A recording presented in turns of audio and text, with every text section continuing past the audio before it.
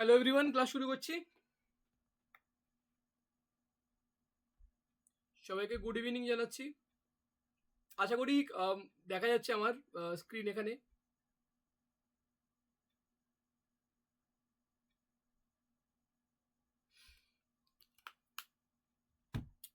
আচ্ছা, আগের দিন আমি একটা গ্রুপে লম্বা লিস্ট পাঠিয়েছিলাম। সে লম্বা লিস্টে আমরা একটা জিনিস দেখেছিলাম যে এই যে সামনে আমাদের মিসেলেনিয়াস মেন্স আসছে, সেই মিসেলেনিয়াস মেন্সে একটু ডেসক্রিপটিভ প্যাটার্নে কিছু কারেন্ট অ্যাফেয়ার বেস টপিক লিখতে দেয়। তার জন্য কি আমরা প্রিপেয়ার্ড? যদি না থাকি তাহলে আমরা আজকের ক্লাসটা খুব ইম্পর্টেন্ট। এবং সামনে যে ক্লার্কশিপ মেন্স আসছে সেখানেও কিন্তু রিপোর্ট রাইটিং হয়ে যাচ্ছে একটা ইম্পর্টেন্ট টপিক।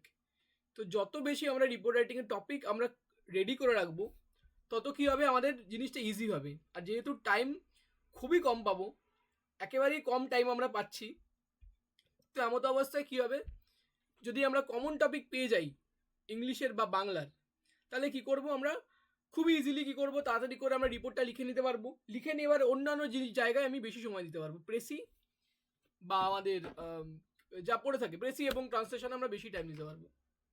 তো অনেকগুলো কারেন্ট অ্যাফেয়ার রিলেটেড আমি রিপোর্ট রাইটিংয়ের টপিক আজকে একসাথে জড়ো করে নিয়ে এসেছি, লিখে নিয়ে এসেছি। যতগুলো 20টার মতো টপিক আমার কাছে লেখা আছে। আমরা আজকে ক্লাসে চেষ্টা করবো অ্যাটলিস্ট 10খানা টপিককে কভার করার। সবাই একটু কনফার্ম করে দাও যে আমার কথা ক্লিয়ার আসছে কিনা এবং স্ক্রিনে ঠিকঠাক দেখা যাচ্ছে কিনা। সবাইকে জিজ্ঞেস করবো, আমাদের অলোক থেকে শুরু করে সব্যসাচী, ইন্দ্রাণী, সামন্ত, সোনালী এবং Subhajit Ghosh. Clear sir. Okay, clear sir.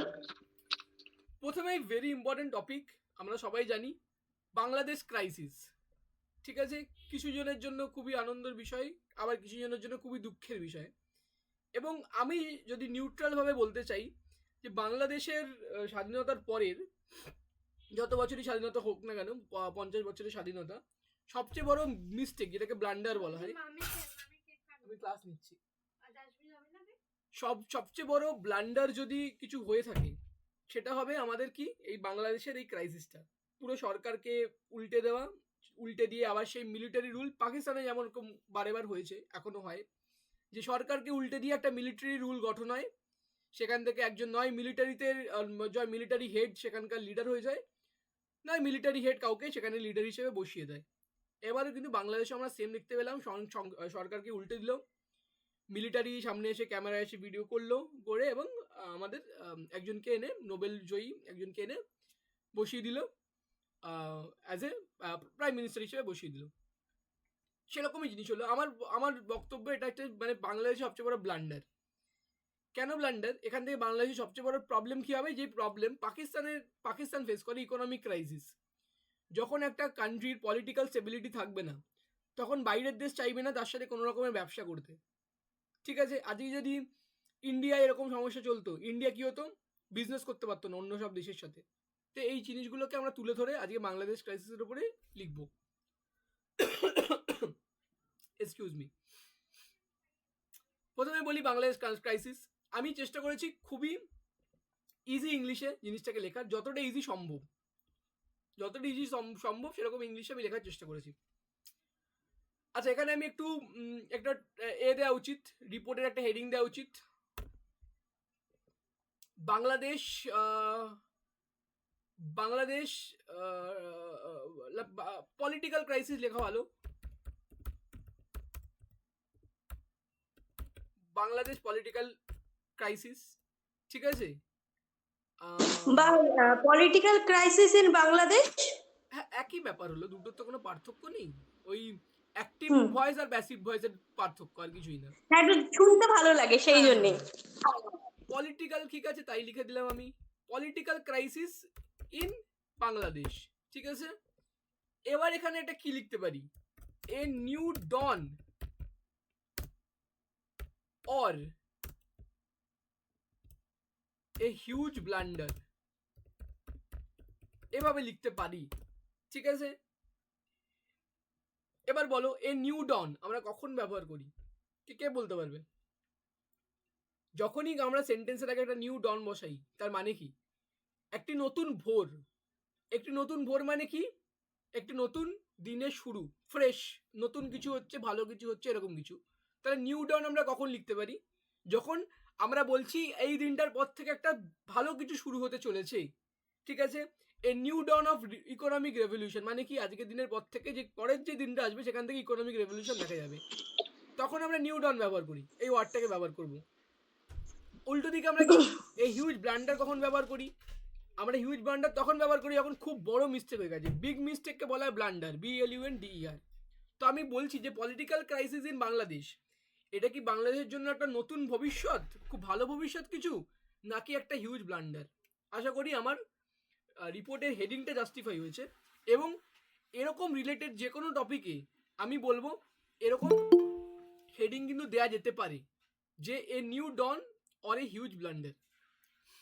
এরপরে বলবো, এবার এবার ইন্ট্রোডাকশন চলে আসবো। আচ্ছা, এখানে আরেকটা জিনিস যেটা দেওয়া হয়নি আমাদের, কে লিখেছে এখানে, কে লিখেছে স্টাফ রিপোর্টে নাকি এডিটর লিখে দিই সবচেয়ে ভালো। এখানে এডিটর লিখেছে, ঠিক আছে। প্লেস কি লিখতে পারি আমরা? প্লেস লিখতে পারি নিউ দিল্লি, প্লেস লিখতে পারি, এবং সঙ্গে আমরা একটা ডেটটা মিসিং হয়ে গেছে, ধরো লিখে দাও 20 জানুয়ারি, 20 jan 2025 লিখে, এইভাবে লিখে এখানে একটা পুরো এই পার্টটাকে আন্ডারলাইন করে নিয়ে, এই পার্টটাকে একটা আন্ডারলাইন করে নিয়ে শুরু করে দেবো। এখানে একটা একটু গ্যাপ দিয়ে দেবো। শুরু করলাম। Bangladesh is currently facing political unrest due to tensions between the ruling Awami League and the opposition BNP. এই পার্টটা আমাদেরকে প্রথমে মনে রাখতে হবে যে দুটো ইম্পর্টেন্ট পার্টিজ এখানে কে কে আছে। প্রথমে একটা most important party Awami League, যেই আওয়ামী লীগই কিন্তু বাংলাদেশের ফ্রিডম স্ট্রাগল শুরু করেছিল। সেখান থেকেই আমাদের ছিল মুজিবুর রহমান, তারপরে আমাদের শেখ হাসিনা, এরা সব হচ্ছে আওয়ামী লীগের পার্টির লোকজন। এবং অপোজিশন পার্টি খুবই একটা ছোট পার্টি বিএনপি। এদের মাঝখানে ঝামেলার মাধ্যম দিয়ে কিন্তু সব টেনশন শুরু হয়েছিল। এরপরের জিনিস দেখে নাও, protest, strikes and violent clashes have disrupted the country, leading to concerns about democracy and human rights.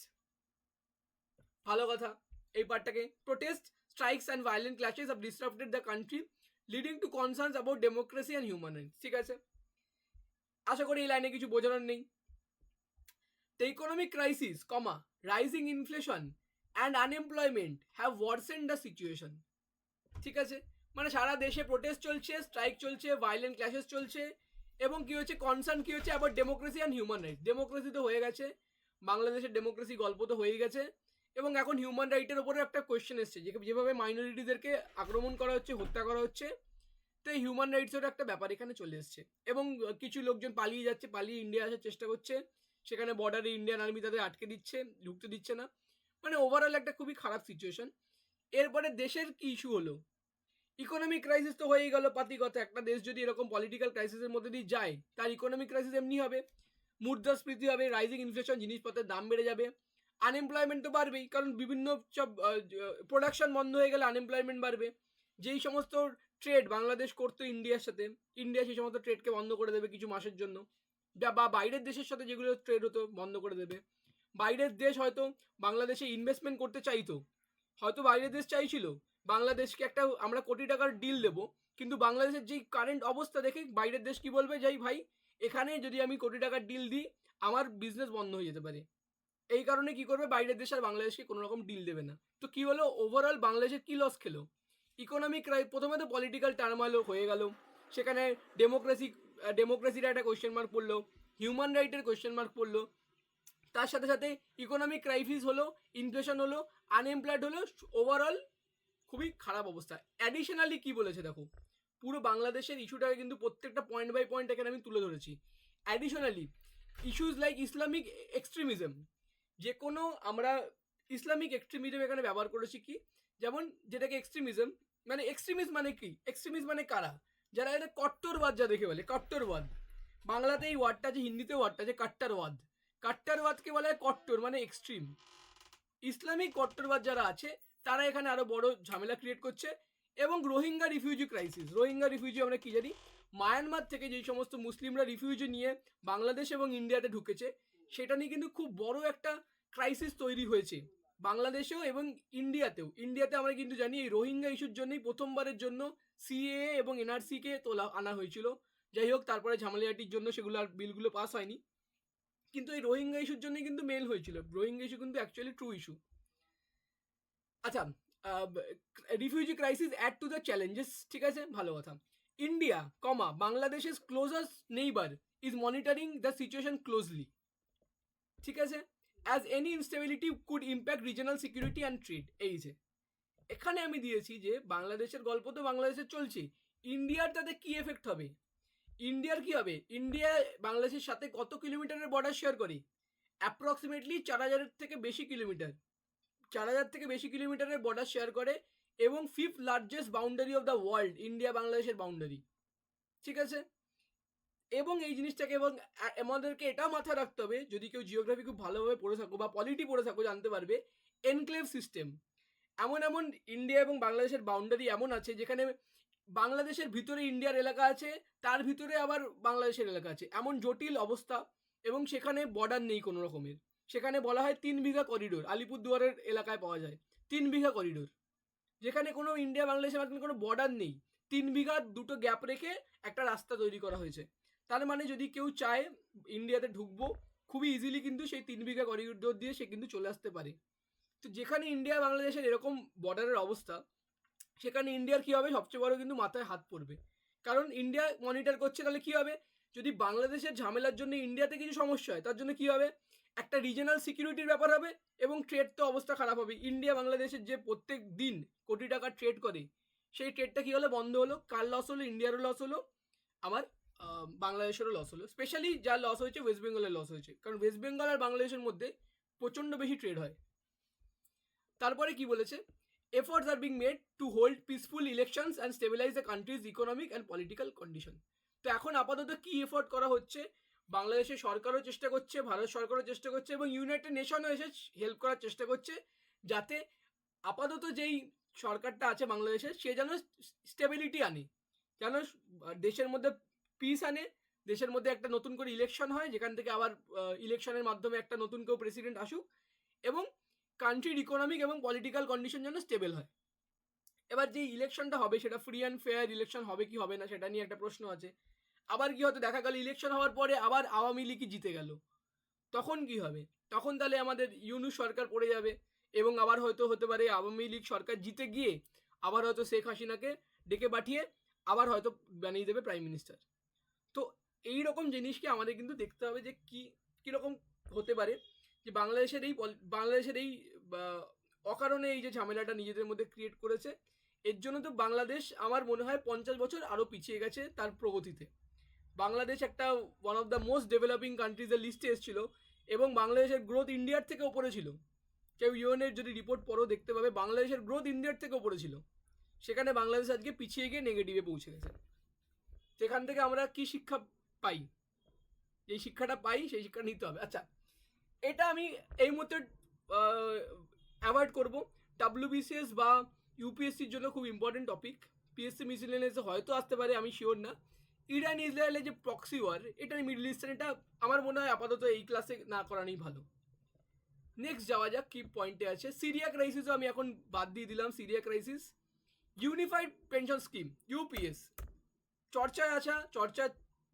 চর্চায় থাকা একটা টপিক, যে নতুন যে দেশের পেনশন স্কিমটা আছে, ইউনিফাইড পেনশন স্কিম, এই পেনশন স্কিমের ব্যাপারে আমরা বলবো। পেনশন একটা কিন্তু বড় ডিবেটেবল টপিক। আমরা জানি একটা টাইমে কি হয়েছিল, সমস্ত গভর্নমেন্ট এমপ্লয়িরা স্টেট ফান্ড থেকে পেনশন পেত, এবং সেই গভর্নমেন্ট এমপ্লয়ি চলে গেলে, তার কোনো ওয়াইফ থাকলে উইডোড ওয়াইফ সে পেত, সে চলে গেলে ডিপেন্ডেবল চিলড্রেনরা পেত। তো কী হতো, সরকারের ওপরে একটা হিউজ বার্ডেন পড়ে যেত। এমন টাইমে দেখা গেছে যে বার্ডেনটা সরকারের বাজেটের 60% টাকা শুধুমাত্র লোককে পেনশন দিতে চলে যাচ্ছে। তাহলে সরকার ডেভেলপমেন্ট কোত্থেকে করবে? এমন একটা টাইমে প্রথমবারের জন্য মনমোহন সিংয়ের হেল্পে অটল বিহারী বাজপেয়ী নিয়ে আসে আমাদের পেনশন স্কিম, ঠিক আছে, যেই পেনশন স্কিমের আন্ডারে তুমি তোমার টাকাই একটা সেভ করবে, সেভ করে করে সরকারকে দেবে, এবং তোমার রিটায়ারমেন্টের পরে সরকারই তোমার সেই টাকা থেকে তুলে তোমাকে পেনশন দেবে, ঠিক আছে, প্রভিডেন্ট ফান্ড সিস্টেম। সরকার তোমার টাকা দিয়েই মার্কেটে ফেলে টাকা জেনারেট করে তোমাকেই পেনশন দেবে, ঠিক আছে। এটা প্রথমবারের জন্য অটল বিহারী সরকার নিয়ে আসে মনমোহন সিং এর হেল্পে, এবং সেই পেনশন স্কিমটাই কিন্তু চলছিল এতদিন অবধি। এমত অবস্থায় কি হয়েছে, মানুষের মধ্যে আবার টেনশন জেগেছে, সরকার কিছু পার্টি অফার করেছে যে আমি নতুন কোনো পেনশনের স্কিম আনবো। রাজস্থান সরকার অফার করেছিল আমি ওল্ড পেনশন স্কিমে ব্যাক করব, যেখানে কিন্তু প্রচণ্ড বিরোধিতা এসেছিল বিজেপির তরফ থেকে, কারণ রাজস্থানের সরকার তখন কংগ্রেস ছিল। কংগ্রেস সরকার প্রমিস করে যে আমি ওল্ড পেনশন স্কিমে ব্যাক করব, বিজেপি সরকার ওটাকে অপোজ করে, এবং ফাইনালি কী করে, কংগ্রেস হেরে যায় রাজস্থানের ইলেকশন, এবং বিজেপি সরকারই আসে এবং পেনশন স্কিমকে বন্ধ করে দেয়। আচ্ছা, তো এখন আমরা পড়বো ইউনিফাইড পেনশন স্কিমের ব্যাপারে, ভেরি ইম্পর্টেন্ট। তাহলে এখানে আমি আগেও শিখিয়েছি, যদি কোনো কন্ট্রোভার্সিয়াল টপিক থাকে যার একদিকে কিছু ভালো লোক বলছে, একদিকে কিছু লোক বলছে ভালো, অন্যদিকে কিছু লোক বলছে খারাপ, এমনই পেনশন স্কিম, এমনই টপিকে আমরা কি লিখবো, সিম্পল ইউনিফাইড পেনশন স্কিম, এদিকে কি লিখবো, প্রোস অ্যান্ড কনস, বাস এইটুকু লিখে আমরা ছেড়ে দেবো। হেডিং আমাদের কিন্তু এইটুকুই হবে, এর বেশি আমরা কিন্তু কোনো হেডিং বানাবো না। এরপর এখানে কি লিখবো, স্টাফ রিপোর্টার করে দিই, স্টাফ রিপোর্টার। তারপরে আমরা এখানে দিয়ে দেবো নিউ দিল্লি, আরো কি লিখবো, ডেট দিয়ে দেবো আমি 12 জানুয়ারি 2025, ঠিক আছে। এটা দিয়ে আন্ডারলাইন করে দেবো, করে আমরা শুরু করে দেবো আমাদের লেখা। The Unified Pension Scheme (UPS) is a new policy that provides government employees with a guaranteed pension of 50% of their last salary after retirement, provided they complete 25 years of service. মানে কি, আমি কি বলেছি, রিপোর্ট রাইটিংয়ে আমি কি করব, প্রথম লাইনেই চেষ্টা করব সেই রিপোর্ট রাইটিংয়ের ব্যাপারে সবচেয়ে মোস্ট ইম্পর্টেন্ট, সবচেয়ে গুরুত্বপূর্ণ পয়েন্টটাকে যেন আমি প্রথম লাইনেই ঢুকিয়ে দিই। কারণ আমি আবার বলেছি, সাইকোলজি, টিচার যখন একটা খাতা চেক করবে সে কিন্তু তোমার প্রথম লাইনটাই সবচেয়ে গুরুত্ব দিয়ে পড়বে, তারপরে যেন সে কী করবে, তারপরে জাস্ট তোমাকে দেখবে, চোখ বুলাবে, রাইট মেরে দিয়ে বেরিয়ে যাবে, একটা হাতে গোনা একটা নম্বর তোমার ওপর চাপিয়ে দেবে, ঠিক আছে। তো আমাদের জীবনেও important, first impression equal to last impression, এবং আমাদের খাতাতেও কিন্তু সেটাই ইম্পর্টেন্ট, তোমার কোয়েশ্চেনের ফার্স্ট ইমপ্রেশন, তোমার লাস্ট ইমপ্রেশন। প্রথম লাইনটা দেখলে পাচ্ছ এখানে আমি লিখেছি, এক লাইনের মধ্যে কিন্তু আমি অ্যাড্রেস করে দিয়েছি ইউনিফাইড পেনশন স্কিমের মোস্ট ইম্পর্টেন্ট টপিক দুটো কি কি। প্রথম, তোমার যে লাস্ট স্যালারি তুমি পাচ্ছ, লাস্ট যে গ্রস পে তুমি পাচ্ছ, সেই গ্রস পের 50% তুমি গ্যারেন্টিড পেনশন পাবে, এবং তোমাকে 25 ইয়ার্স অফ সার্ভিস কিন্তু করতে হবে। এখান থেকে কিন্তু একটা ভালো ইম্পর্টেন্ট পয়েন্ট অপোজিশন পার্টি তুলেছিল, হোয়াট অ্যাবাউট আর্ম ফোর্সেস, যেমন আর্মিতে একটা জিনিস খেয়াল করবে, 25 ইয়ার্স অফ সার্ভিস কিন্তু অনেকের কাছেই থাকে না, অনেকে কিন্তু 25 ইয়ার্স অফ সার্ভিস পায় না আর্মিতে। তাদের জন্য কি হবে, তারা কি এটার জন্য অ্যাপ্লিকেবল না? তো তুমি যখন পড়বো, তুমি যখন একটা অ্যাসপিরেন্ট, তোমাকে এই পয়েন্টগুলো ভাবতে হবে যে সবাই যখন পাচ্ছে আমাদের আর্মি কেন পাবে না, ঠিক আছে। এই জিনিসটা ভাবা উচিত, আমাদের একটা সেকেন্ড থট হিসেবে রাখা উচিত। আচ্ছা, তারপর কি বলেছে দেখো, this scheme aims to improve financial security for retired employee, ঠিক আছে। রিটায়ার্ড এমপ্লয়ি যারা, তাদের জন্য কি হবে, ফাইন্যান্সিয়াল সিকিউরিটি। ফাইন্যান্সিয়াল সিকিউরিটি মানে কি, আমরা যখন বুড়ো বয়সে 60+ হয়ে যাব, তখন আমরা আর কাজ করতে পারবো না, তো তখন আমাকে বেঁচে থাকতে তো পয়সা লাগবে। এইটাকেই বলা হচ্ছে ফাইন্যান্সিয়াল সিকিউরিটি, যে আমার ফাইন্যান্সটা কি সিকিউর হলো সেটার ব্যাপারে লিখেছে। It replaces earlier pension models and ensure a more stable income for pensioners.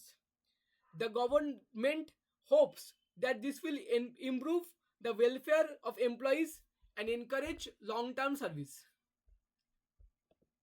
ঠিক আছে, এটা গভর্নমেন্ট কি বলছে, এটার জন্য কি হবে, আমাদের যারা এমপ্লয়ি আছে তাদের ভালো হবে, এবং তারপরে কি বলেছে, এনকারেজ করবে লং টার্ম সার্ভিস, ঠিক আছে, এসব ভালো কথা।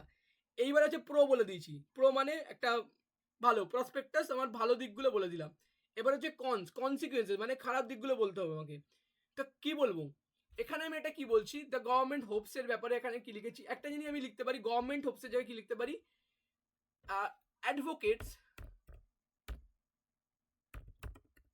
Advocates says that। এবার এখানে বলো, এখানে এই যে অ্যাডভোকেট আমি লিখলাম, আমি কোন অ্যাডভোকেটের কথা বলছি? আমরা কি লয়ার্সের কথা বলছি? না। আমি কিন্তু আগেও মেনশন করেছি, অ্যাডভোকেট মানে যে শুধু লয়ার্স এমন কোনো মানে নেই। ঠিক আছে? অ্যাডভোকেট মানে যে তোমাকে তোমার কাজে হেল্প করছে সেই তোমার অ্যাডভোকেট। মানে এখানে আমরা অ্যাডভোকেট বলতে কাদের বোঝাচ্ছি? এই যে ইউনিফাইড পেনশন স্কিমের সাপোর্টে যারা কথা বলছে তাদেরকে আমরা বলছি অ্যাডভোকেটস। ঠিক আছে? মানে অ্যাডভোকেটসরা কি বলছে, মানে যারা এই স্কিমকে সাপোর্ট করছে তারা কি বলছে, এমপ্লয়ীদের ভালো হবে এবং লং টার্ম সার্ভিস হবে।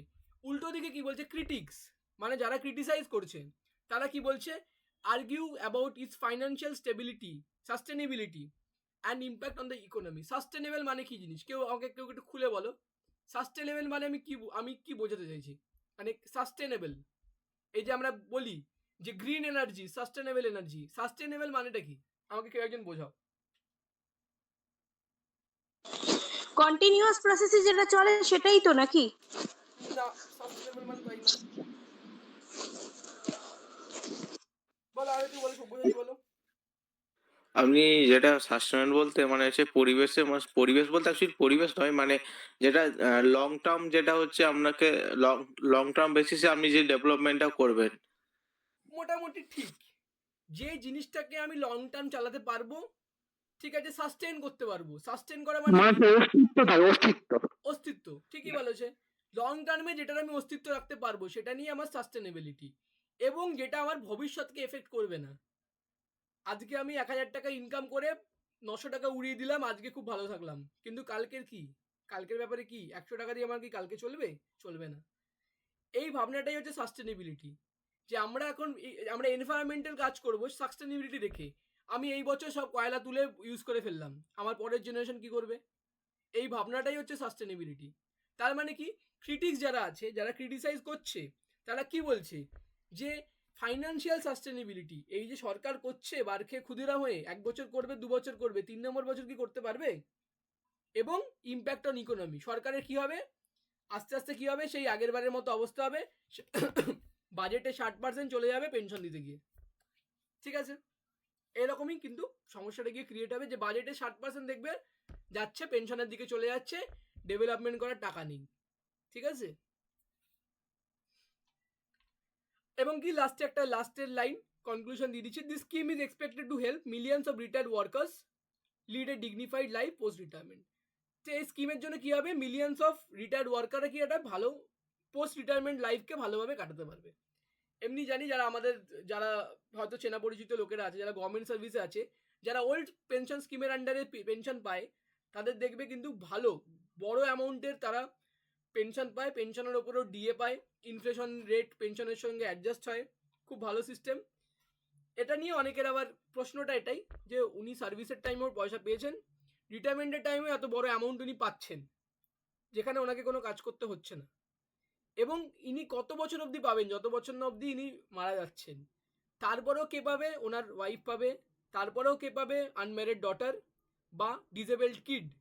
মানে জিনিসটা চলতেই থাকবে। এরকম আমার এমন পরিচিত লোকরা আছে যারা পরপর 3 জেনারেশন পরেও যারা পেনশন নিচ্ছে।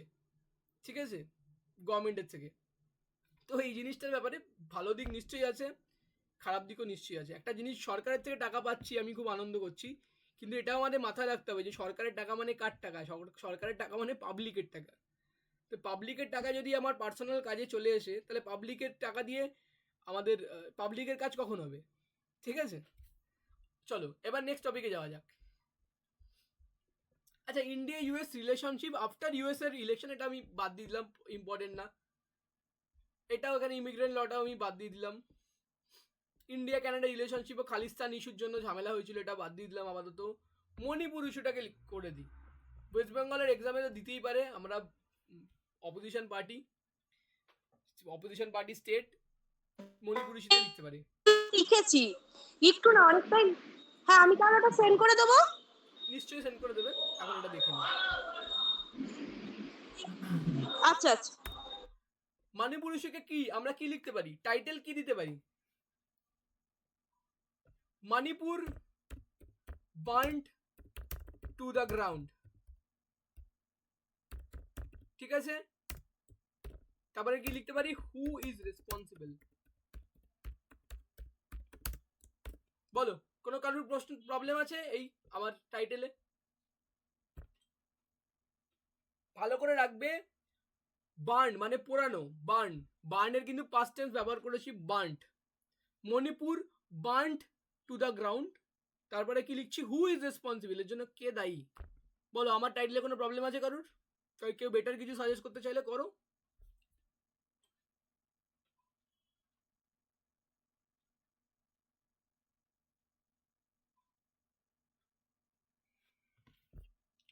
আচ্ছা, মণিপুর আমরা কি জানি, নর্থ ইস্টের স্টেট। আমাদের যে সেভেন সিস্টার্স আছে, সেভেন সিস্টার্সের মধ্যে এক। কি লিখবো, আচ্ছা এখানে আমি আবার দিয়ে দেবো staff reporter, editor, staff reporter থাকবে, এবং আমাদের প্লেস থাকবে, এবং আমাদের কি থাকবে, ডেট থাকবে।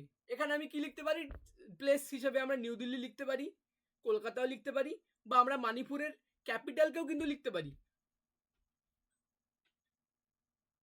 ঠিক আছে, মণিপুরের ক্যাপিটাল আমাদের ইম্ফল, আমরা ইম্ফলও লিখতে পারি।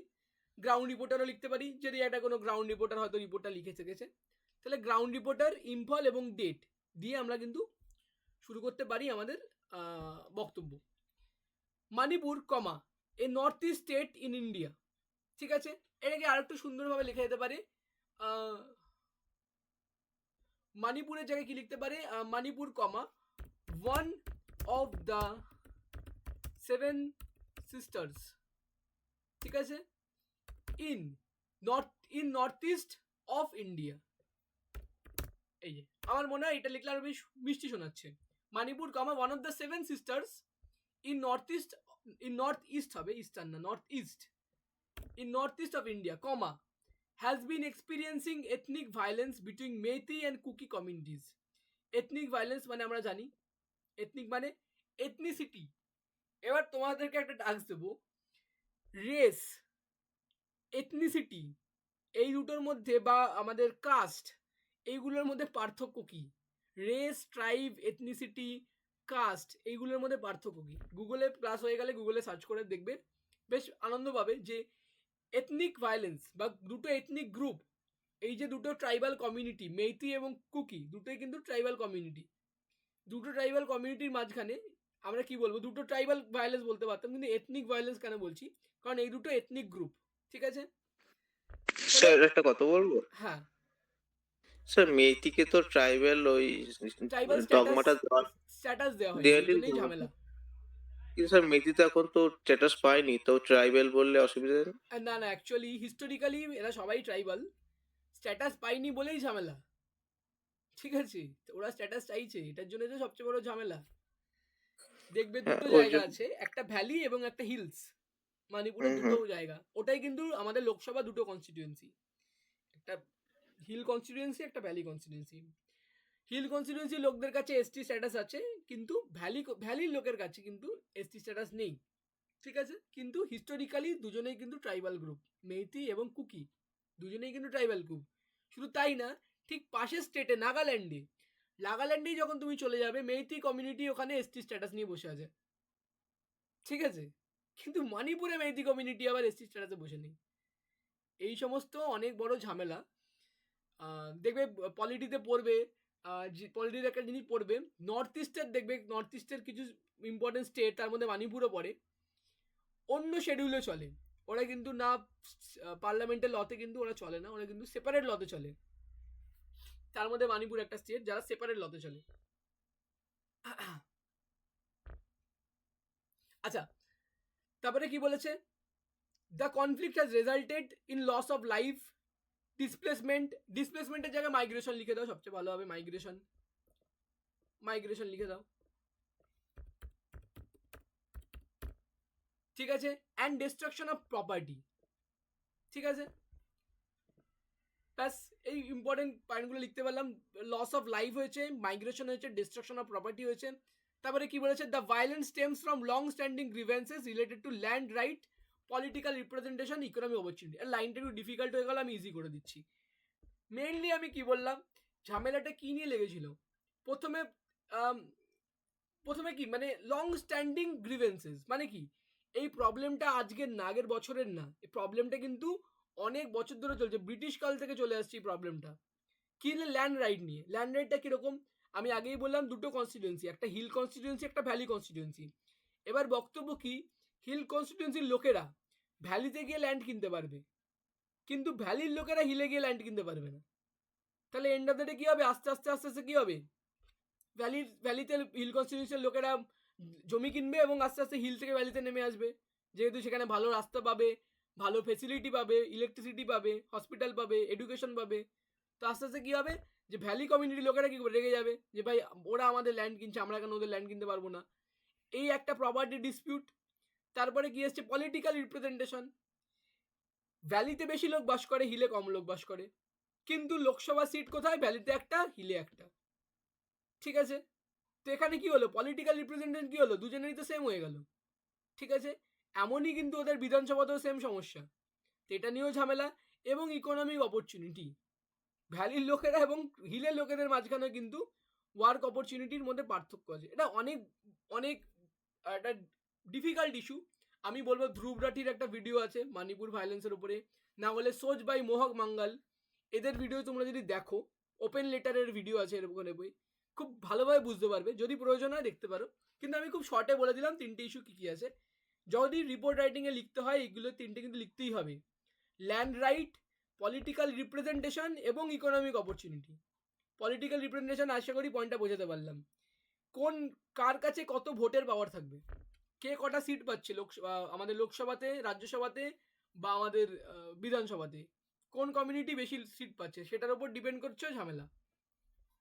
তারপরে কি বলেছে, the Indian government has deployed security forces to restore order but tensions remain high। Indian government কি করেছে, সিকিউরিটি ফোর্সেসকে এখানে ডিপ্লয় করেছে। সিকিউরিটি ফোর্সের মধ্যে কী কী পড়ে, বিএসএফ পড়ে, সিআরপিএফ পড়ে এবং অন্যান্য আমাদের এসএসবি পড়ে। এরা সব গিয়ে ওখানে কি করেছে, সিকিউরিটি করেছে। কিন্তু ওখানেও আমরা দেখতে পেয়েছি কি, মণিপুর পুলিশের সাথে ঝামেলা হয়ে গেছে আর্মির। মণিপুর পুলিশ বলছে এটা আমার জায়গা, আর্মি বলছে এটা আমার জায়গা, এই নিয়ে ওদের মাঝখানে ঝামেলা হয়ে গেছে। তারপরে কি হচ্ছে, several peace talks and intervention by civil society groups are under way to bring reconciliation. ঠিক আছে, এটা এত কিছু লিখতে হবে না, লিখতে হবে সেভারাল পিস টক্স চলছে, সেভারাল অ্যাটেম্প চলছে টু রিস্টোর পিস। ঠিক আছে, সেভারাল অ্যাটেম্প চলছে to restore piece. The crisis highlights the need for stronger governance and better resource distribution. ঠিক আছে, এই ক্রাইসিস থেকে আমরা কি জানতে পারছি, একটা ভালো বেটার গভর্নমেন্ট আমার এখানে প্রয়োজন ছিল। এখন কি বেটার রিসোর্স ডিস্ট্রিবিউশন, সরকার যে এইড পাঠাচ্ছে, যে খাবার দাবারের ব্যবস্থা পাঠাচ্ছে ক্যাম্পে, সেই খাবার দাবারগুলো ক্যাম্প গিয়ে পৌঁছচ্ছে না, আর্মির ট্রাকে করে যাচ্ছে খাবার দাবার, সেখানেও কি করছে, আতঙ্কবাদীরা আর্মির ট্রাককে আটকে দিচ্ছে, আটকে দিয়ে খাবার দাবার লুটে নিয়ে আর্মির ট্রাককে ছেড়ে দিচ্ছে। ঠিক আছে, মানে এত সাহস তাদের, এটাই এইভাবেই চলছে অ্যাকচুয়ালি। এবং তার লাস্টে কি বলছে, and inter community dialogue to ensure long term stability and harmony in Manipur. Basically আর একটা জিনিস কি, এই দুটো কমিউনিটির মাঝখানে ঝামেলাটাকে মেটাতে হবে, যাতে লং টার্মের জন্য স্টেবিলিটি আসতে পারে এবং পিস এবং হারমোনি আসতে পারে মণিপুরে। আশা করি প্রত্যেকটা পয়েন্ট আমি সামারাইজ করলাম। ইংলিশ একটু হার্ড হতে পারে। প্রেসিডেন্ট রুলটা, হ্যাঁ প্রেসিডেন্ট রুলটা নিয়ে একটা কিছু লেখা যেতে পারে, কেউ প্রেসিডেন্ট রুল চাইছে, কেউ চাইছে না, ঝামেলাটি এইভাবে চলছে।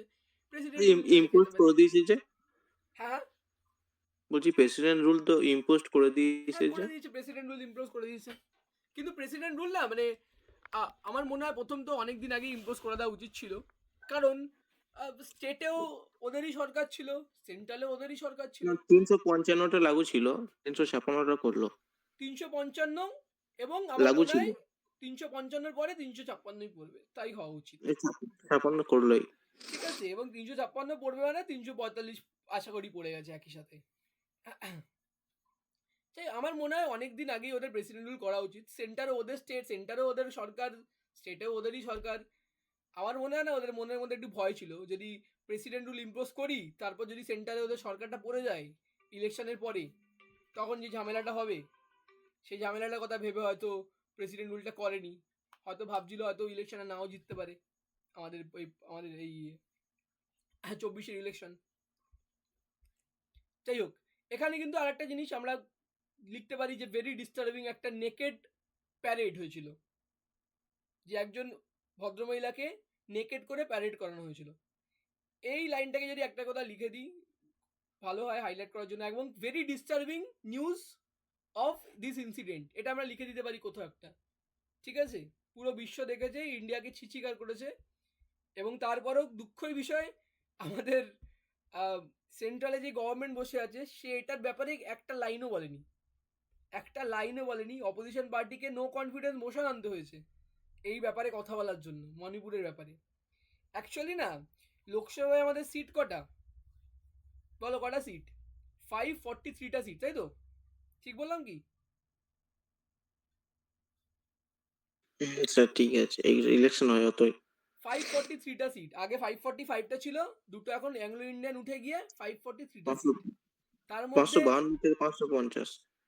হ্যাঁ হ্যাঁ 552টা ছিল স্যার, যে দুটো বাদ দিয়েছে বলে 550টা না সিট, না, তার আমার মধ্যে যতদূর মনে হচ্ছে 545 থেকে 2 বাদ গেছে, একটু দেখতে হবে, অনেকদিন পলিটি পড়িনি। না না 535টা ইলেকশন হয়, হ্যাঁ হ্যাঁ, তাহলে তো ওটাই দেবো, যার ইলেকশন হচ্ছে আমি সেগুলোই দেখবো না। বাকি কটা হয় না। হ্যাঁ হ্যাঁ, যেগুলো ইলেকশন হচ্ছে ওগুলোই কাউন্ট করছি। মণিপুরে পড়ে থাকে দুটো সিট, মাত্র দুটো, আউট অফ 543, মাত্র দুটো ওদিকে থাকে। তাহলে এটাই যদি উত্তরপ্রদেশ হতো, ওয়েস্ট বেঙ্গল হতো, রাজস্থান হতো, মধ্যপ্রদেশ হতো, মহারাষ্ট্র হতো, দেখতে সেখানে গিয়ে সরকার দেখতে কেঁদে কেটে সেখানে থেকে রাস্তায় গিয়ে ঝাড়ু দিচ্ছে, দুঃখে বুক ফেটে গেল। কিন্তু যেহেতু মণিপুর, দুটো মাত্র সিট চাই আছে না, চলো মণিপুরে দুটো সিট থেকে কংগ্রেস জিতে গেছে।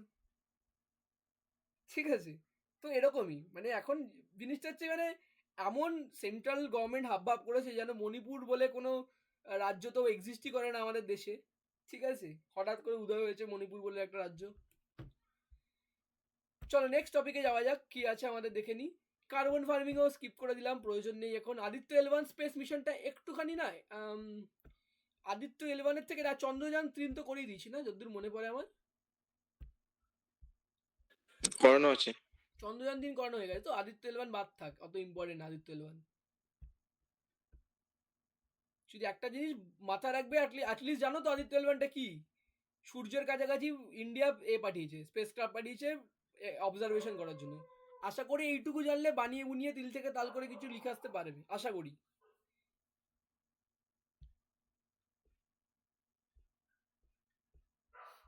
দেখো আমি তো আগেই রিপোর্ট রাইটিং এর ধাঁচ শিখিয়ে দিয়েছি। ধরো আদিত্য এল1-এর ব্যাপারে আমি এক লাইনই জানি, ধরো, আর অনেস্টলি স্পিকিং আমি এক লাইনই জানি, এর বেশি আমি জানি না আদিত্য এল1-এর ব্যাপারে। ঠিক আছে, কি কি লিখতে পারি? ইন্ডিয়া, আমি যা ইংলিশ বাংলা মিলিয়ে বলছি, ঠিক আছে, মাথায় কনসেপ্টটাকে মাথায় ঢোকাও। ইন্ডিয়া বিশ্বকে চমকে দিল, ঠিক আছে, একটা স্পেস ক্রাফট পাঠিয়ে সূর্যের কাছাকাছি, যার নাম আদিত্য এল1। আদিত্য নামটাকে থেকে আমি কি বলতে পারি? আদিত্য একটা সূর্যেরই সংস্কৃত নাম, আদিত্য। ঠিক আছে, এবং আমরা আমাদের ইসরো খুবই প্রাউড যে খুবই কম বাজেটে এই আদিত্য এল1 মিশনটাকে, এবং প্রথমবারেই আদিত্য এল1 মিশনটাকে সাকসেসফুল করে দেখিয়েছে।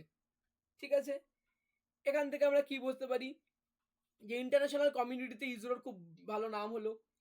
ইসরোর চেয়ারম্যান সোমনাথ এই বক্তব্য রেখেছেন, হ্যানা তানা একটা দিয়ে দেবে। ঠিক আছে, ভারতের প্রাইম মিনিস্টার মিস্টার XYZ এই বক্তব্য দিয়েছেন, হ্যানা তানা লিখে দেবে। ঠিক আছে, এখান থেকে আমাদের কি হচ্ছে? আমাদের দেশের ভবিষ্যৎ উজ্জ্বল দিকে এগোচ্ছে। আমাদের বেশ ভালো এরকম সাইন্টিফিক ভাবে আমরা আগের দিকে এগিয়ে চলেছি ভালোর দিকে। এবং লাস্টে এটাও লিখতে পারো যে একটা টাইমে আমাদের এপিজে আব্দুল কালাম এবং আমাদের বিক্রম সারাভাই যেই স্বপ্নটি দেখেছিল, সেই স্বপ্নটি আমরা আস্তে আস্তে বাস্তবে রূপান্তর দেখতে পাচ্ছি। এবং লাস্টে কি দেবে? এইসব থেকে আমাদের ইউথকে মোটিভেট হওয়া উচিত, এবং এই জিনিসটা মাথায় রাখা উচিত, sky is just a limit. ব্যাস হয়ে গেল, আমার রিপোর্ট রাইটিং শেষ। কতক্ষণ লাগলো? অন স্পট বসে বসে ভেবে বানিয়ে দিলেন রিপোর্ট রাইটিং। তুমি বলো, এখানে যে প্রচুর ডেটা কিন্তু আমার কাছে নেই আদিত্য এল1 মিশনের ব্যাপারে, কিন্তু তুমি যদি টিচার হতে তুমি কি নম্বর কাটতে পারতে যে ছেলেটা খারাপ লিখেছে?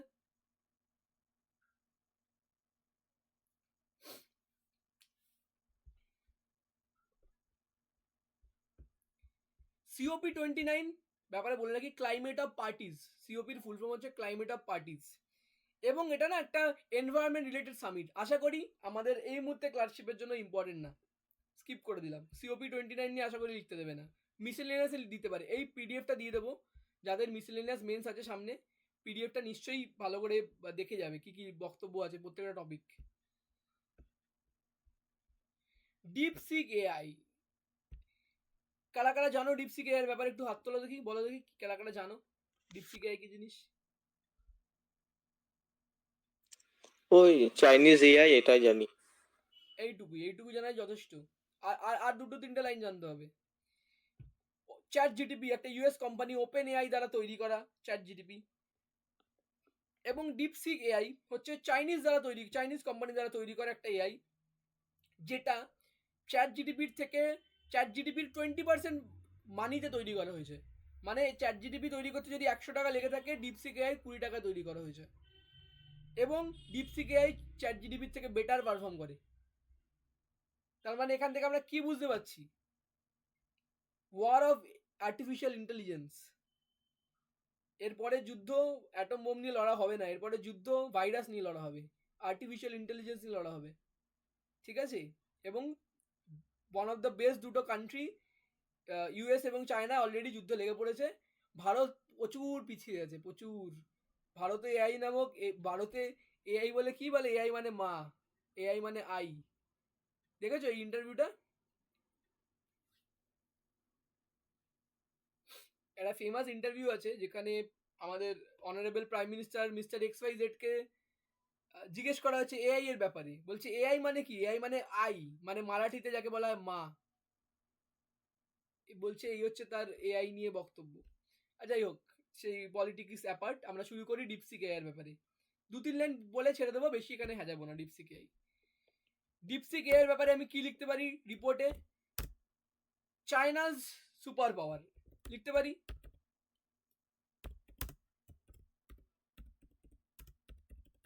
পারি তো?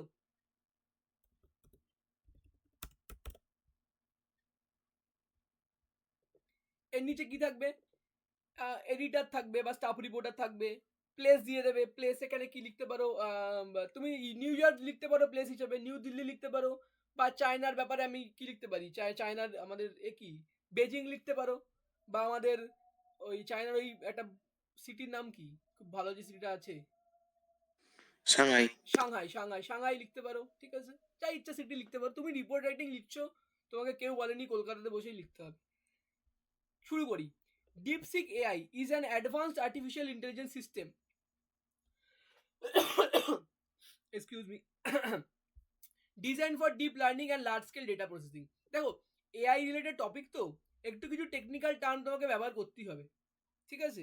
নয় তুমি টেকনিক্যাল টার্ম ব্যবহার করো, নয় তুমি কি বলে বাতকা পাতান্দার বানানা বলে না, হাবি যাবি। যেমন আমি এর আগে আদিত্য এলওয়ান টপিকটা যেমন লিখলাম, হাবি যাবি লিখে ভালো ভালো দু চারটে লাইন চাটিয়ে দিয়ে রিপোর্ট রাইটিং কমপ্লিট করে দিলাম। টিচার নম্বর কাটতে পারবে না, টিচার বলবে ভালোই তো লিখেছে, খারাপ কি লিখেছে, ঠিক আছে? এখানেও তুমি তাই করতে পারো। ডিপসিক এআই চায়না তৈরি করেছে চ্যাট জিটিপি কে কম্পেয়ার করার জন্য, 20% টাকাতে তৈরি করে দিয়েছে। ইন্টারন্যাশনালে টেনশন ক্রিয়েট হয়ে গেছে, ঠিক আছে? লোকজন ভয় পেয়ে গেছে। লাস্ট লাইনে লিখতে পারো ইন্ডিয়া কি এগিয়ে আছে না পিছিয়ে আছে, এই সমস্ত হ্যাবিজাবি লিখে দিয়ে তুমি শেষ করতে পারো। এআই নিয়ে কথা হচ্ছে, ইলন মাস্ক এই বক্তৃতা দিয়েছে, লিখে দাও। মাইক্রোসফটের কি বলে আমাদের বিল গেটস এই বক্তৃতা দিয়েছে টুইটার মাধ্যমে, বা ইলন মাস্ক লিখেছে টুইটারে যে ডিপসিক ইজ দ্য ফিউচার। লিখে বানিয়ে দিয়ে দাও, টিচার কাটতে পারবে নম্বর। কিন্তু তুমি যদি টেকনিক্যালি লিখতে চাও, তোমাকে এই পয়েন্টগুলো লিখতে হবে। আচ্ছা, লার্জ স্কেল ডেটা প্রসেসিং এর জন্য সিস্টেম ডিজাইন করা হয়েছে। আচ্ছা, it has applications in various fields including health care, finance and scientific research. এই সমস্ত জায়গায় এর অ্যাপ্লিকেশন হবে। The technology aims to enhance automation, improve decision making and accelerate discovery in artificial intelligence. দেখো, এগুলো পুরোটাই টেকনিক্যাল টার্মস, সবকটাই technical term, ঠিক আছে? একটু যদি মাথায় রাখতে পারো ভালো। প্রথমে তো কি বলবে, এই যে এআই এর অ্যাপ্লিকেশন কোথায় কোথায় আছে? হেলথ কেয়ার, ফাইন্যান্স, রিসার্চ, ঠিক আছে, এডুকেশন, সব কিছু, ডিফেন্স, ঠিক আছে? সব জায়গায় এআই এর আগে থেকেই ইম্পর্টেন্স ছিল। তুমি জাস্ট কি করবে, ইম্পর্টেন্সটাকে বাড়িয়ে দিয়ে লিখে দেবে, ঠিক আছে? তাছাড়া আর কি হচ্ছে, এআই এর জন্য কি হচ্ছে, এআই কি করে আমার ডিসিশন মেকিং করতে পারে, এবং এগুলো বেসিক্যালি কি আর্টিফিশিয়াল ইন্টেলিজেন্স ডিসিশন মেকিং এগুলোকে বেটার করছে। মানে আগে যেগুলো এক্সিস্ট করতো, এআই টপিকের ওপরে তুমি যাই লিখতে না কেন, তোমাকে ডিপসিকে কি লিখতে হবে? এআই টপিক প্লাস বেশি বেটার, আগের পাস্টের এআই টপিক প্লাস বেটার লিখে তোমার ডিপসিকের ব্যাপারে রিপোর্ট রাইটিং তৈরি হয়ে যাবে। DeepSeek AI contributes to natural language processing, allowing better machine understanding of human communication. দেখো ন্যাচারাল ল্যাঙ্গুয়েজ প্রসেসিং আমার কোর্সে একটা ছিল, সাবজেক্ট ছিল ন্যাচারাল ল্যাঙ্গুয়েজ প্রসেসিং, যেটাকে বলা হয় NLP। মানে কি, এই যে আমি গুগলে ধরো মাইক্রোফোনটা খুলে বললাম who is the prime minister of India, Google ওখান থেকে আমাকে রিপ্লাইতে দিচ্ছে প্রাইম মিনিস্টার নরেন্দ্র মোদী। এখান থেকে কি হচ্ছে, আমার কথাটাকে যে প্রসেস করে একটা লাইন তৈরি করলো গুগল, এটাকেই বলা হচ্ছে ন্যাচারাল ল্যাঙ্গুয়েজ প্রসেসিং। ঠিক আছে, কি হচ্ছে ডিপসিক এআই কি করবে, এই ন্যাচারাল ল্যাঙ্গুয়েজ প্রসেসিংটাকে বেটার করবে। বেটার করলে কি হবে, যাতে হিউম্যান এবং মেশিনের কমিউনিকেশনটা ইজি হয়। ঠিক আছে, আমি যেটা বলছি কথায় মুখে যেটা বলছি সেটাকে মেশিনকে বুঝতে হবে, বুঝে কাজটা করতে হবে। তারপরে কি হতে পারে, while AI technology continues to evolve, concerns about ethical implications, job displacement and data privacy remains. দেখো আবার কিন্তু একই ব্যাপার, আমি কি বললাম, এআই টপিকে আমি যা লিখতাম আমি ডিপসিকে তাই লিখবো, শুধু একটু বাড়িয়ে চাড়িয়ে লিখবো, পাতি কথা। তো এআইতে আমি কি লিখতাম, এথিক্যাল ইউজ। এথিক্যাল মানে নিশ্চয়ই বুঝতে পারছো যে এআইটাকে সঠিকভাবে ব্যবহার করা যাচ্ছে, এথিক্স। এআইটাকে কি সঠিকভাবে ব্যবহার করা হচ্ছে নাকি ভুল ব্যবহার করছে, যেমন ডিপফেক্স।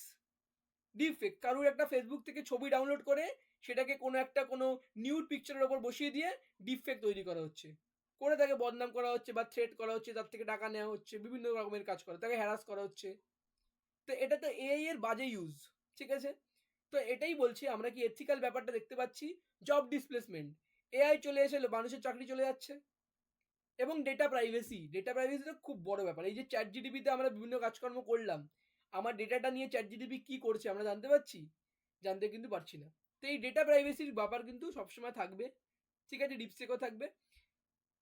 এবং এখানে যেমন একটা জিনিস দিতে পারবো আমরা, আমি পরে লাইনটাকে অ্যাড করছি, researchers and policy makers are working on regulations to ensure AI development benefit society while minimising potential. ঠিক আছে, এসব একই জিনিস বলেছে। আমি এখানে একটা যেই পয়েন্টটা মিস হয়ে গেছে সেই পয়েন্টটা আমি খুলে গুছিয়ে বলি। ডিপসিক একটা চাইনিজ বেসড কোম্পানি। ঠিক আছে, প্রথম আমাকে এটাকে মেনশন করতে হবে।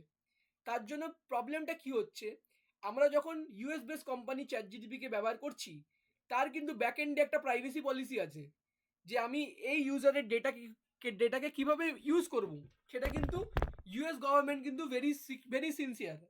ঠিক আছে, ইন্ডিয়ার থেকে বেটার প্রাইভেসি পলিসি ইউএস গভর্নমেন্টের আছে। তো আমার ডেটার মিসইউজ হওয়ার চান্স কিন্তু খুবই কম।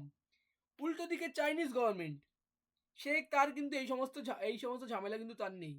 তাহলে এই যে ডিপসিকের কোম্পানি তোমার ডেটা নিয়ে যা ইচ্ছা করতে পারে, তুমি সেটা দিয়ে কিছু করতে পারবে না।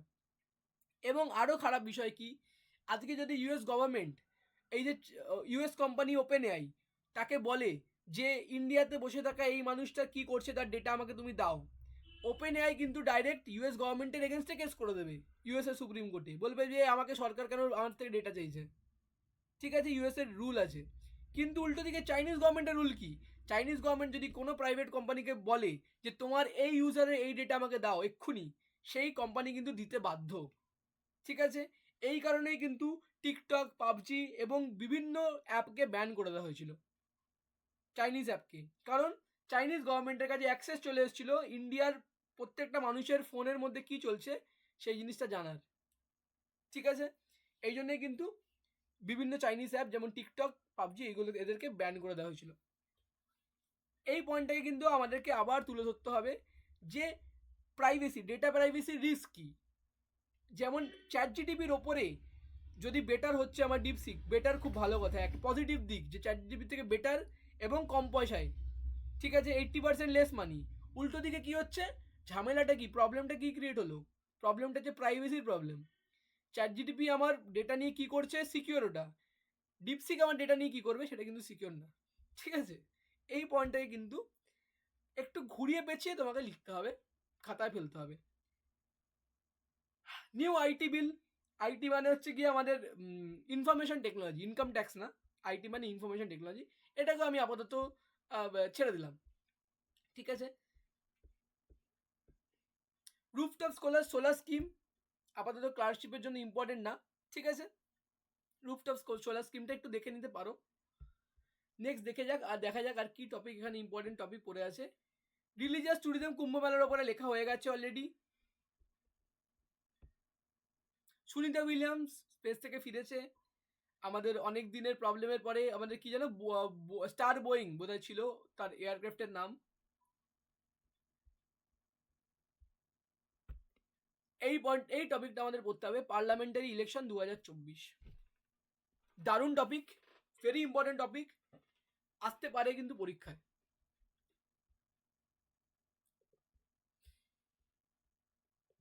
ইলেকশনকে কি বলা হয়? ওয়ার্শিপ অফ ডেমোক্রেসি বলা হয়, ঠিক আছে, মানে ডেমোক্রেসির পুজো হচ্ছে ইলেকশন, ঠিক আছে। তো এটাকে এরকম কিছু আমি লিখতে পারি। পার্লামেন্টারি ইলেকশন 2024টাকে কি মানে হেডিং কি দেওয়া যেতে পারে? কেউ বলো দেখি, একটু আইডিয়া দাও দেখি, হেডিং কি দেওয়া যেতে পারে পার্লামেন্টারি ইলেকশন 2024?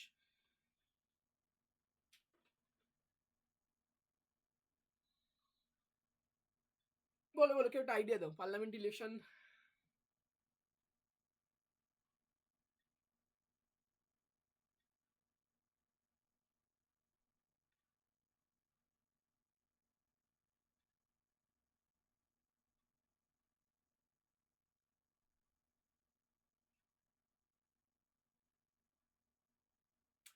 আমার মাথায় তেমন এই মুহূর্তে কিছু ভালো আসছে না, বাট আমার মনে হয় এইটুকুই থাক, পার্লামেন্টারি ইলেকশনস। শুধু আমি ইন ইন্ডিয়াটুকু লিখে দিই, ঠিক আছে, 2024, ঠিক আছে। আচ্ছা, এটা কত নম্বর? 15th না? যতদূর মনে পড়ে আমার 15th বোধ হয়, কোথাও একটা যেন পড়ছিলাম 15th নম্বর। 18 নম্বর, হ্যাঁ 18 নম্বর, 18 নম্বরে যেটা 18 তো ব্যাস, ওটাই লিখে দাও, 18th parliamentary election in India. ঝামেলা মিটে গেল আমার, চলো। হ্যাঁ 18th, ঠিক আছে। এখানে হবে এডিটর বা স্টাফ রিপোর্টার, তারপরে প্লেস পড়বে, তারপরে ডেট পড়বে। তারপরে কি হচ্ছে, India's 2024 parliamentary elections were a significant democratic event determining the country's next government. নাহলে এটাও কি লিখতে পারি, determining the country's fate for the coming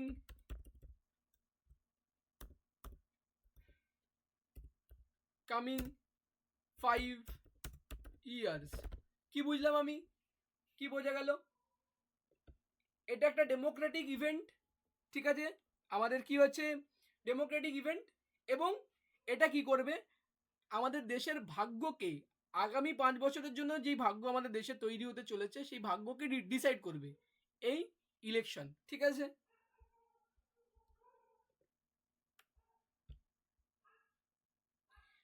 The elections saw high voter turnout, ঠিক আছে, with key issues including economic development, unemployment, national security, social welfare policies, ঠিক আছে। Important পয়েন্টগুলোকে আমি এখানে ঢুকিয়ে দিয়েছি। প্রচণ্ড হাই ভোটার টার্ন আউট এসছে, অনেক ম্যাক্সিমাম অনেক আগের বারের তুলনায় বেশি লোকজন এসছে ভোট দিতে, ঠিক আছে।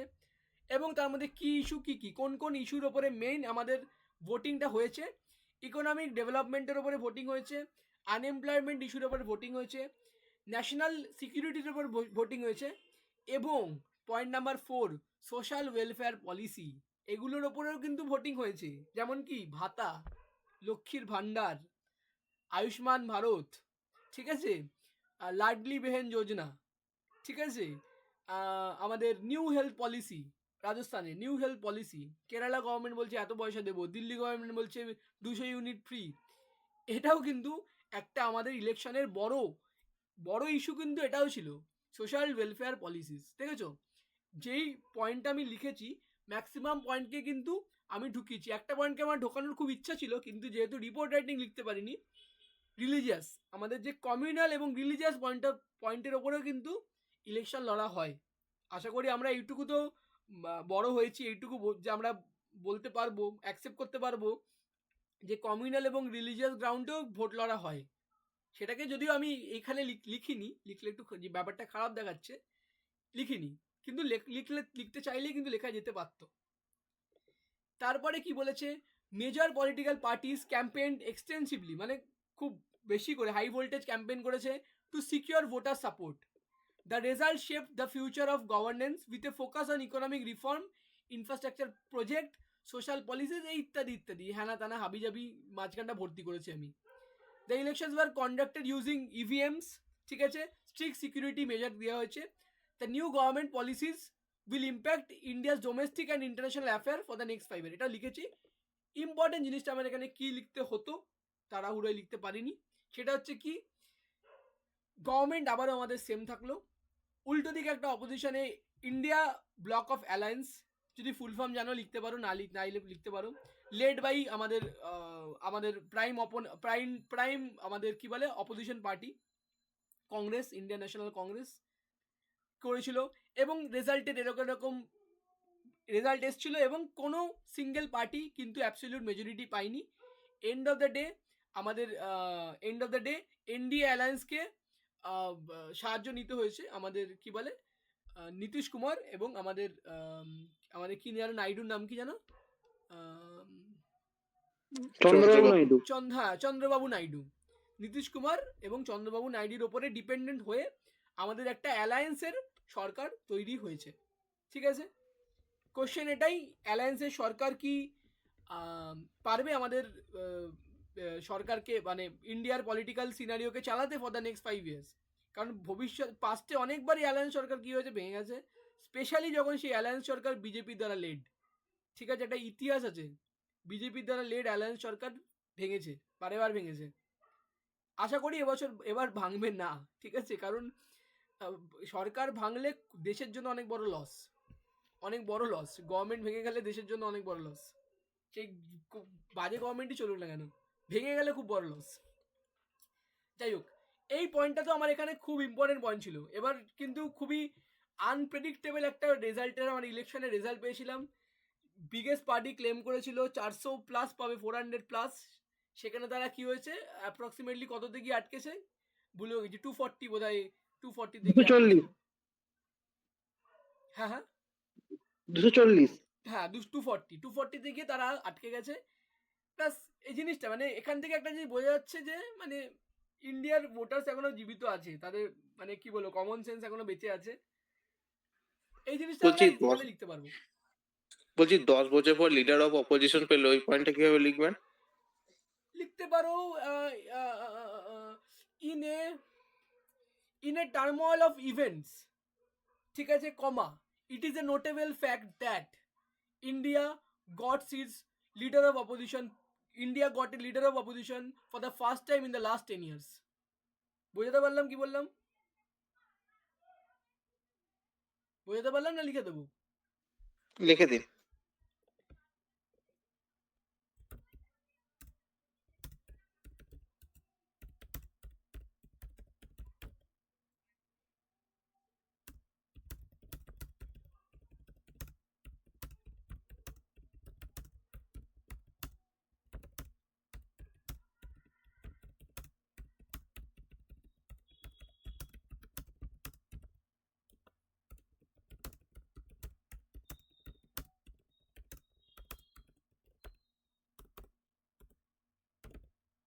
ঠিক আছে,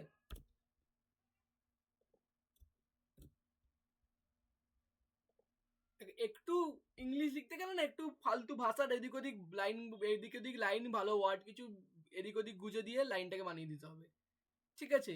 in a turn off events, as a matter of fact, এগুলো অপ্রয়োজনীয় জিনিস, কিন্তু এগুলো লিখলে আমার লাইনটা সুন্দর দেখতে লাগছে, ঠিক আছে, এগুলোর কিন্তু কোনো মানে হয় না লাইনে, ঠিক আছে, কিন্তু এগুলো দিলে লাইনটা সুন্দর লাগছে, এই জন্য আমি দিয়ে দিয়েছি। India goat is leader of opposition for the first time in past 10 years, ঠিক আছে।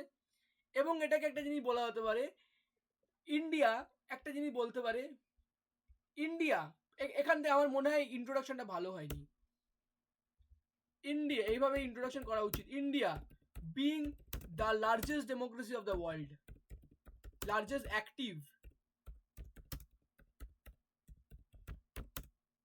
অফ দ্য ওয়ার্ল্ড, ঠিক আছে, এইভাবে শুরু করা উচিত, কমা দিয়ে কিছু একটা লিখে। আমার মনে হয় এই লাইনটা হচ্ছে সবচেয়ে ইম্পর্টেন্ট লাইন, যে ইন্ডিয়া এখনো অব্দি ওয়ার্ল্ডের লার্জেস্ট অ্যাক্টিভ ডেমোক্রেসি, গণতন্ত্রের দিক থেকে দেখতে গেলে সবচেয়ে বড় গণতন্ত্র এবং একদম অ্যাক্টিভ, এখন অব্দি বেঁচে আছে। নেক্সট টপিকে যাওয়া যাক। দিল্লি ইলেকশনকে আমি বাদ দিয়ে দিলাম, যদিও দিল্লি ইলেকশন খুব ইম্পর্টেন্ট একটা ইলেকশন ছিল, এটাকে বাদ দিয়ে দিলাম আমি। নিউ ক্রিমিনাল লস আমি থাক, এই টপিকটাকে বাদ দেওয়া যাক আপাতত। নিউ ক্রিমিনাল লস দিয়ে লাভ নেই। G20 সামিটটাকে করে দিই। ইন্ডিয়া G20 কে হোস্ট করেছিল, যদি অনেক যুগ আগেকার কথা, কিন্তু এই টপিক নিয়ে কোশ্চেন আসতে পারে। কোশ্চেন তো ভাই আসতে পারে। G20 কিন্তু খুবই ইম্পর্টেন্ট একটা সামিট ছিল G20, ঠিক আছে? আমি মনে হয় G20 আমাদের একটু হলেও পড়ে রাখা উচিত।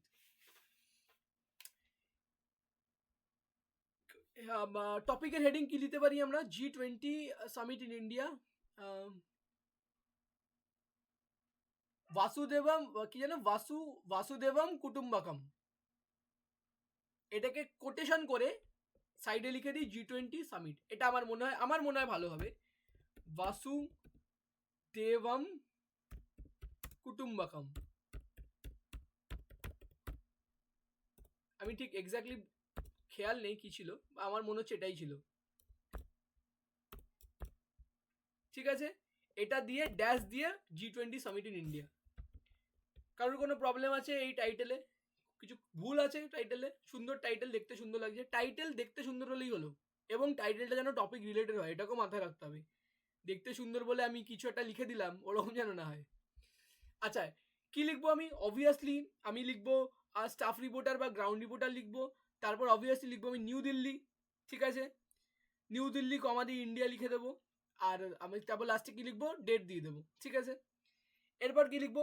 India hosted the G20 summit. G20 এখানে গ্র্যান্ড লিখো, গ্র্যান্ড G20 সামিট, না, India hosted the grand G20 summit in 2023, comma, bringing together world leaders to discuss global economic policies, climate change, digital transformation, sustainable development, এই সমস্ত জিনিসপত্র, ঠিক আছে? এবং একটা জিনিস আমি দিতে পারি, sustainable development and global piece, ঠিক আছে? পিসটাও জরুরি, গ্লোবাল পিস। তার মানে কি কি টপিক ডিসকাশন হয়েছে G20-তে? গ্লোবাল, যে সব টপিকই কিন্তু global topic. Global economic policy, climate change, digital transformation, কিভাবে আমাদের ডিজিটাল জিনিস কিভাবে বদলাচ্ছে, AI আর্টিফিশিয়াল ইন্টেলিজেন্স কিভাবে বদলাচ্ছে, সাস্টেনেবল ডেভেলপমেন্ট, যে আমরা যে সমস্ত কাজকর্ম করছি সেগুলোকে আদৌ ভবিষ্যতের জন্য সাস্টেনেবল, এবং সবার লাস্টে গ্লোবাল পিস। গ্লোবাল পিসটাতে ভাই আমাদের সবার জীবনে কি পিস সবার আগে, তারপর সবকিছু অন্য জিনিস পরে আসছে, সবার আগে মানসিক শান্তি। তো গ্লোবাল শান্তিও খুব জরুরি সবার জন্য, সব দেশের জন্যই কিন্তু গ্লোবাল শান্তি জরুরি। The summit focused on promoting inclusive growth, strengthening global trade and addressing energy security. India highlighted its role as a leader in the global south, advocating for developing nations' interest. আচ্ছা, এই লাইনটাকে আমাদেরকে মাথায় রাখতে হবে, এইটাকে আমাকে মাথায় রাখতে হবে। গ্লোবাল সাউথের দিকে যদি আমি বলি, সাউথ মানে কি? ইকুয়েটরের নিচের কান্ট্রি, ঠিক আছে? আমাদের জানি ইকুয়েটর ইন্ডিয়ার মাঝখান থেকে যায়, ঠিক আছে? আর ম্যাক্সিমাম অফ দ্য ইন্ডিয়া ইকুয়েটরের নিচেই পড়ে, ঠিক আছে? তো যদি সাউথের দিকের কান্ট্রির মধ্যে দেখি, one of the most developed country কিন্তু ইন্ডিয়াকে বলা যেতে পারে, ঠিক আছে? ইউরোপ পড়বে, ইউরোপ, রাশিয়া, চায়না সব নর্থে পড়বে, আমেরিকাও নর্থে পড়বে, কানাডা নর্থে পড়বে, ঠিক আছে? জাপানও আই গেস নর্থেই পড়ে, ঠিক আছে? নিচের দিকে কে পড়ে থাকে? ইন্ডিয়া পড়ে থাকে, এবং আমাদের সাউথ এশিয়ান কান্ট্রিগুলো পড়ে থাকে, যেমন সিঙ্গাপুর পড়ে থাকে, এই সমস্ত ভালো ভালো দেশগুলো পড়ে থাকে। তো এখানে ইন্ডিয়া নিজেকে কি বলেছে? গ্লোবাল সাউথের দিকের একটা লিডার হিসেবে কাজ করছে, এবং ইন্ডিয়া একটা মেইন ইস্যুকে হাইলাইট করেছে, যে ডেভেলপিং নেশনস ইন্টারেস্ট। এখান থেকে তোমাদেরকে একটা পয়েন্ট আমি বুঝিয়ে দিই, ডেভেলপিং নেশন মানে কি। তিন রকমের নেশন হয়, যদি আমি বিশ্বের দিক পয়েন্ট অফ ভিউ থেকে দেখি, তিন রকমের দেশ হয়। প্রথম একটা ডেভেলপড কান্ট্রিজ, যেই কান্ট্রি অলরেডি ডেভেলপ হয়ে গেছে, যেমন America, China, Russia, Britain, Germany, এরা ডেভেলপ হয়ে গেছে অলরেডি। তারপর ডেভেলপিং কান্ট্রি, যারা ডেভেলপমেন্টের প্রসেসে আছে, যেমন ভারত, বাংলাদেশ, পাকিস্তান, এরা সব ডেভেলপমেন্টের প্রসেসে আছে। সরি, বাংলাদেশকে আমি ভুল বলে দিলাম, বাংলাদেশের লিস্টে পড়ে না। ভারত এবং ধরো আমাদের সিঙ্গাপুর, এরা সব ডেভেলপিং কান্ট্রি, মানে ডেভেলপমেন্ট হচ্ছে। তারপরে পরে আন্ডার ডেভেলপ কান্ট্রিজ, যাদের মধ্যে ডেভেলপমেন্ট এখনো খুব কম ডেভেলপ চলছে যেখানে, তার মধ্যে কিন্তু বাংলাদেশ পড়ে। ঠিক আছে, যাদের ডেভেলপমেন্ট খুবই কম এবং প্রচুর ডেভেলপমেন্টের প্রয়োজন। যদি কোনো দেশ এই লিস্ট ডেভেলপমেন্ট কান্ট্রিজের লিস্টে পড়ে না, তার জন্য খুব ভালো, কারণ সব বড় বড় দেশ তাদেরকে চুক্তি বানিয়ে সাপোর্ট করবে যে আমি তোমাকে এই দেবো, আমি তোমাকে ওই দেবো, তোমাকে আমি প্লেন দেবো, তোমাকে আমি রাস্তা বানিয়ে দেবো, তোমাকে আমি বিজনেস দেবো। ঠিক আছে, সেই সমস্ত দেশের জন্য খুব ভালো, যেটা এতদিন বাংলাদেশ এনজয় করতো এই ফেসিলিটিটা। তারপরে কি বলেছে এখানে, কি agreements included digital payment expansion, climate finance initiative, ডেপ্ট রিলিফ ফর স্ট্রাগলিং ইকোনমিজ। ঠিক আছে, প্রত্যেকটা পয়েন্টকে আমি একটু একটু করে বলে দিচ্ছি। ডিজিটাল পেমেন্ট এক্সপ্যানশন, এই যে ভারতের ইউপিআই এত বেশি খুব ভালো কাজ করেছে, ইন্ডিয়ার গলিতে গলিতে রাস্তায় রাস্তায় ফুচকালা থেকে চাওয়ালা থেকে শুরু করে বড় বড় শপিং মল সবাই ইউপিআই অ্যাকসেপ্ট করছে, কিন্তু ভারতের থেকে বাইরে বেরিয়ে দেখো কোথায় আছে ডিজিটাল পেমেন্ট, কোথাও নেই। ইভেন আমেরিকাতে গিয়েও তুমি দেখতে পাবে না তুমি কোনো ডিজিটাল পেমেন্টের অপশন। ঠিক আছে, তোমাকে সবাই এখানে ক্রেডিট কার্ড ডেবিট কার্ড দিয়ে ইউজ করে পেমেন্ট। তো ডিজিটাল পেমেন্ট যেন পুরো বিশ্বে ছড়িয়ে যায়, এটার একটা ইনিশিয়েটিভ নেওয়া হয়েছে। Climate finance initiative, climate finance মানে কি, যেই সমস্ত প্রজেক্টের জন্য ক্লাইমেট ভালো হচ্ছে সেই সমস্ত প্রজেক্টের জন্য ফাইন্যান্স প্রোভাইড করা, সমস্ত দেশ মিলিয়ে একটা প্রজেক্টটাকে ফাইন্যান্স করবো যে এই প্রজেক্টটা ক্লাইমেটের জন্য ভালো। এবং ডেপ্ট রিলিফ ফর স্ট্রাগলিং ইকোনমিজ, যেই সমস্ত দেশ ইকোনমিক্যালি উইক হয়ে গেছে, যেমন পাকিস্তান একদম লোনের ওপর চলে, পাকিস্তান হচ্ছে গিয়ে প্রত্যেকবার পাকিস্তানের গভর্নমেন্ট আসবে বাটি নিয়ে বেরিয়ে পড়বে বিশ্বের কাছে লোন চাইতে, বিশ্বের দেশেরা ওকে লোন দেবে, সেই দিয়ে 5 বছর চলবে, 5 বছর পর সরকার পাল্টে যাবে, নতুন সরকার এসে আবার বাটি নিয়ে বেরিয়ে পড়বে, আবার কোন দেশ এসে ওকে হেল্প করবে, আবার পাকিস্তান চলবে। তো ওরকম পাকিস্তানের মতো দেশগুলোর জন্য যাতে ওরা একটু ডেপ পেতে পারে, যাতে একটু সাহায্য পেতে পারে, তাই জন্য কিছু বক্তব্য দেওয়া হয়েছে।